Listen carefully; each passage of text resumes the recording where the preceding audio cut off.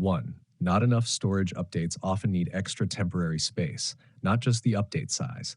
Make sure you have at least 2 times the update size free. Clear junk files or uninstall unused apps/games.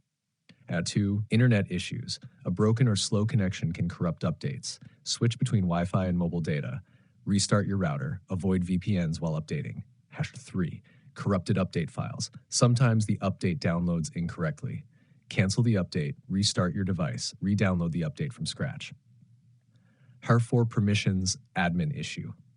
If you're on PC, run the launcher as administrator. Disable antivirus temporarily. It can block updates. 5. Server problems.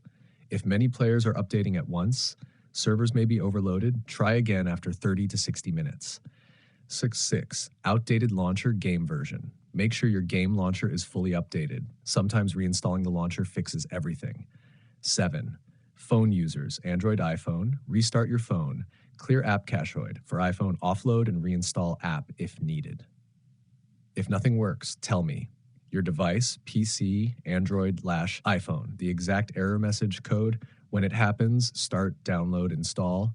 I'll give you a targeted fix instead of generic guesses.